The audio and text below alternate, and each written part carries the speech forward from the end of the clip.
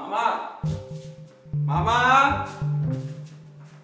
মামা মন্টু মন্টু এই মামা মামা আরে কি হলো কোথায় গেল সব মামা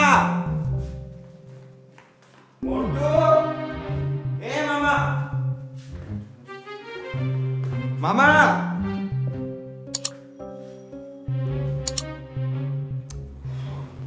মামা কি ব্যাপার এরকম ছাগলের মতো চিৎকার করছেন কেন? কি আশ্চর্য, আপনি আমাকে ছাগল কেন বললেন? ছাগল কেন বললেন আপনি আমাকে? আচ্ছা আপনি আমাকে একটু বলেন তো আমার মামা কোথায়? কেন কেন মানে? আরে দরকার, বলেন না কোথায়। কি দরকার? আরে কি আশ্চর্য কথা, আপনি জিলাপির প্যাচের মতো প্যাচাচ্ছেন কিসের জন্য? বলেন না আপনি আমার মামা কোথায়। বলবো না। আরে কেন বলবেন না? কেন বলবো? আচ্ছা আচ্ছা ঠিক আছে, আপনি দয়া করে একটু আমাকে বলবেন আমার মামা কোথায়, প্লিজ বলেন না। ঠিক আছে, এক শর্তে বলবো। আপনি আগে বলেন কেন আপনার মামাকে খুঁজছেন। আচ্ছা ঠিক আছে, সত্যি সত্যি যদি আমি বলি যে আমি কেন খুঁজছি, আপনি আমাকে সত্যি সত্যি বলবেন তো? ব্যাপারটা হয়েছে কি, আসলে মামাকে না আঙ্কেল খুঁজছে।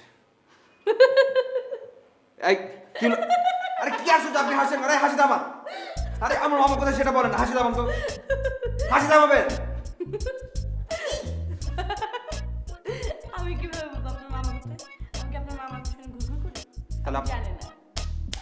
তাহলে আপনি তাকে কেন বললেন যে আমার মামা কোথায়, আপনি সেটা বলবেন আমাকে, বলেন না কোথায়। আরে কি আসলে আমার হাসি, আশ্চর্য।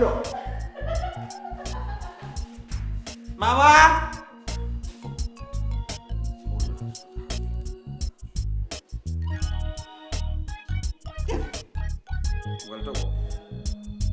আমার আসলে এখন আঙ্কেলের ওখানে থাকা দরকার, সেটা না হলে আঙ্কেল আবার প্ল্যান থেকে সরে যেতে পারে। এখনই যাওয়া উচিত।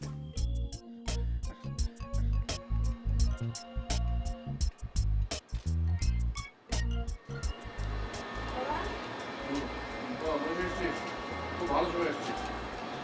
সিরিয়াস আমি সিরিয়াস ম্যাটার শেয়ার করতে ইমোশনাল বলছি।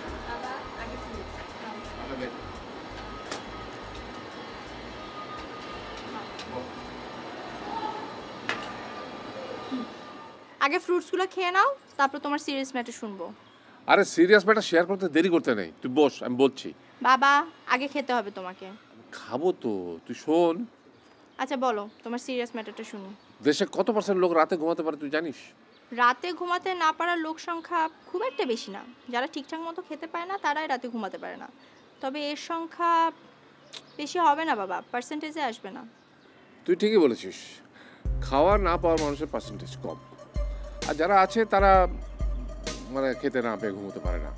কিন্তু আরেক শ্রেণীর মানুষ আছে যারা রাতে ঘুমোতে পারে না। তারা আবার কারা বাবা? যারা কলমের প্যাচ দিয়ে ঘুষ খায়, দুর্নীতি করে। বলো কি বাবা? তোর বিশ্বাস হয় না? বাবা আমি তোমার কথাই তো বুঝতে পারছি না, বিশ্বাস হওয়া তো পরের কথা। তাহলে তোকে আমি বুঝিয়ে বলি শোন। যারা ঘুষ খায়, দুর্নীতি করে, মানে অপরাধ করে, তাদের ভিতরে একটা দুর্নীতি বোধ থাকে। এই দুর্নীতি বোধটা তাদেরকে রাতে ঘুমোতে দেয় না। তোমার কথা পুরোটা মানতে পারলাম না বাবা। যাদের বিবেক আছে তারা কখনো ঘুষ খাবে না, দুর্নীতির মতো অপরাধ করবে না। আরে পারে পারে, তাদের ভেতরে যে লোভী মানুষটা থাকে সেই কাজটা করায়, আর যে বিবেকটা থাকে সে তাকে কষ্ট দেয়। কিভাবে কষ্ট দেয় জানিস? কিভাবে? একদিন সত্যের মুখোমুখি দাঁড় করানোর চিন্তা দিয়ে। বাবা একজন ঘুষখোর দুর্নীতিবাজ সে জানে যে কাজটা খারাপ বা অপরাধ, কিন্তু তার ভিতরে যে একটা লোভী মানুষ আছে, সেই লোভী মানুষটা তাকে দিয়ে কাজটা করায়। কিন্তু তার আবার অবচেতন মনের ভিতরে যে বিবেক আছে, সেই বিবেক তাকে খোঁচা দেয়, বলে এটা ভুল করেছে, এটা অপরাধ। একটা তাড়না তার ভিতরে জন্মায়, তার মনের ভিতরে জেগে ওঠে ভবিষ্যতে কোনো একদিন তাকে বিচারের সম্মুখীন হতে হবে।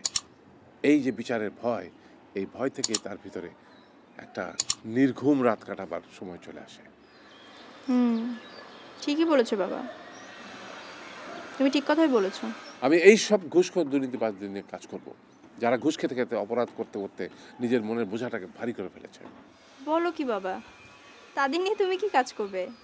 তাদের আরামের ঘুম আমি ফিরিয়ে দেব। কিভাবে? আমি শুদ্ধ মানুষ গড়ার কারখানা তৈরি করব। শুদ্ধ মানুষ গড়ার কারখানা? এসব কি বলছো তুমি? আমি ঠিকই বলছি, শুদ্ধ মানুষ গড়ার কারখানা তৈরি করে এইসব দুর্নীতিবাজ অপরাধীদের সেখানে ওয়ার্কশপিং করে ট্রেনিং দিয়ে তাদের রাতের ঘুম আমি ফিরিয়ে দেব। আঙ্কেল এসো এসো বাবা, সময় এসো। কই তালেব নেই? না, উনি তো নেই, বাইরে। বাবা আমি কি বলি, তোমার শরীর তো আগের মতো ভালো নেই, এসব ঝামেলায় জড়ানোর দরকারটা কি তোমার বলো? আরে কি বলছেন আপনি? আঙ্কেলের তো শরীর একদম ঠিক আছে, কোনো ঝামেলা নেই। ওনার সুগার হচ্ছে 80/120 আর বিপি একদম কন্ট্রোল, কোনো ঝামেলা নেই, একদম ঠিকঠাক। সুগার 80/120? ছাতার ডাক্তার হয়েছেন আপনি। সরি, আসলে এই উল্টাটা বলেছে। সরি। আপনি চুপ করেন। শোনো বাবা, বিষয়টা নিয়ে আগে ভাইয়ের সাথে আলোচনা করো, তারপর যা ডিসিশন নাও নিও, ঠিক আছে? কিচ্ছু হবে না, আমার কারখানায় এসে মানুষ ভালো হয়ে চলে যাবে। আঙ্কেলের আইডিয়াটা কিন্তু দারুণ। দেশ থেকে যদি এসব ঘুষখোর দুর্নীতিবাজরা দূর হয়ে যায়, তাহলে আমাদের মতো ইয়াং ট্যালেন্টেড ছেলেপুলেরা কাজ করবার সুযোগ পাবে, দেশের জন্য অনেক কিছু করতে পারবে। এসব ঘুষখোরদের জন্য তো আমরা কোনো কাজই করতে পারছি না। চাকরি যদি নাম আসে, সবচেয়ে আগে আসে ঘুষের ফিগার। আপনি থামেন তো, এক্সট্রা অর্ডিনারি মেধা হলে ঘুষ টুস লাগে না। ম্যাডাম, আপনি কথাটা ভুল বললেন, আপনি কথাটা ফেরান, আপনি কথাটা ফেরান, আপনি ফেরান না কেন? আমি কথাটা ফিরাচ্ছি, কিন্তু আপনি চুপ করে থাকেন। আপনার কথাটা একদম ঠিক না, একদমই ভুল। আপনি তো কখনো চাকরির জন্য কোথাও যাননি, আপনি বুঝবেন কি করে? আপনি কথা কম বলবেন। আহা, তোরা কি শুরু করলি? মনীষা তুই যা তো মা, আমি এখন ওই সময়কে নিয়ে বসে আমার প্ল্যানটা ঠিক করবো। বাবা আমি তোমাকে বলে দিচ্ছি, এই প্রজেক্ট শুরু করলে কিন্তু নতুন ঝামেলা হবে। হলে হবে, এখন কাজ করতে দে, তুই যা ঘরে যা। চল জি বসো বাবা। এখন আমরা একটা লিস্ট তৈরি করবো, দুর্নীতিবাজ এবং ঘুষখোররা কাদের টাকা হাতিয়ে নেয়। জি ঠিক আছে, কাগজ দাও। জি এই কলম, তুমি লিখতে শুরু করো।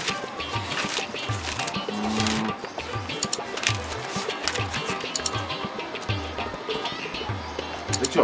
জি জি হ্যাঁ, প্রথমে দেখো যে কোন কোন জায়গাতে এই ঝামেলাগুলো বেশি শুরু হয় আর কি। যেমন ধরো মানে মিনিস্ট্রি অফ লোকাল গভর্নমেন্ট, হ্যাঁ জি লোকাল গভর্নমেন্টের যত সব অর্গানাইজেশন আছে, যতগুলো। এই যে মিউনিসিপ্যালিটি, এই